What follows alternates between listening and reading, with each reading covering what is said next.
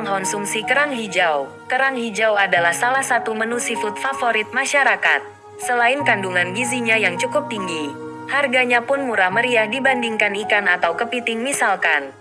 Kerang hijau enak diolah menjadi kerang rebus dengan sambal kacang untuk cocolan, kerang saus padang yang pedas, atau kerang saus tiram. Tak hanya restoran seafood besar, kedai seafood pinggir jalan pun menyajikannya. Yang jelas kerang hijau adalah makanan rakyat yang lezat dan bergizi. Namun sayang sejak tahun 90-an, santer beredar rumor tentang bahaya mengkonsumsi kerang hijau terutama kerang-kerang hasil tangkapan dari laut sekitar Jakarta dan Tangerang yang sudah tercemar. Sebenarnya seberapa bahayanya mengkonsumsi kerang hijau? Menurut Dr. Eti Riani seperti dilansir dari Femina, pendidik dan peneliti dari Departemen Manajemen Sumber Daya Perairan, Fakultas Perikanan dan Ilmu Kelautan, IPB, Bogor, kerang termasuk organisme laut yang tahan banting. Kerang merupakan golongan moluska, yaitu hewan lunak yang diapit cangkang keras dan tidak memiliki organ hati untuk menghancurkan benda asing, termasuk racun yang masuk ke dalam tubuhnya. Akibatnya, semua benda asing ditampung di dalam dagingnya. Dalam hal ini kerang hijau menjadi kerang yang paling tahan terhadap polutan asing tersebut. Tidak seperti kerang jenis lain yang nomaden, kerang ini mampu bertahan hidup menetap dan bersifat sebagai filter feeder penyaring, layaknya sebuah vacuum cleaner. Artinya, kerang ini menyerap tak hanya makanannya, plankton, tapi juga apa saja yang ada di sekitarnya, termasuk logam berat yang berbahaya. Tak heran bila akhirnya tercetus larangan untuk mengonsumsi kerang ini.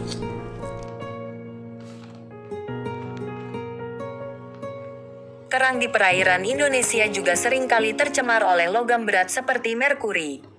Logam berat ini tak boleh dikonsumsi ibu hamil, karena dapat menyebabkan cacat janin atau penyakit autis pada calon bayi.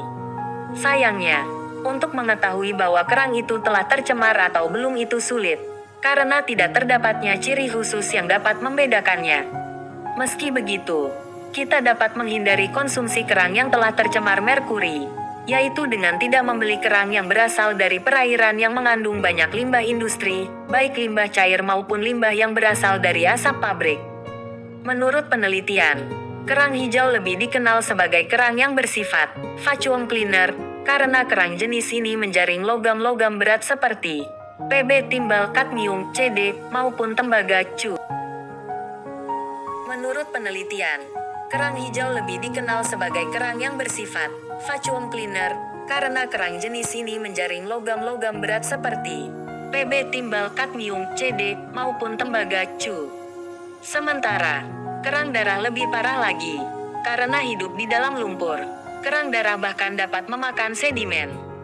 Bila Anda sering mengonsumsi kerang-kerang yang telah terkontaminasi ini, berangsur-angsur logam-logam berat tersebut akan masuk ke dalam tubuh dan tidak dapat dicerna atau bahkan dikeluarkan.